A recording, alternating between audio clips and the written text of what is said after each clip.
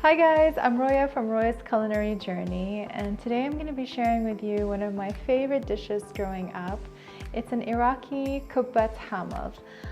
It is a wonderful dish to make for Ramadan, as you can enjoy it both as an appetizer or as a main meal, as it's warm and comforting and fills you up.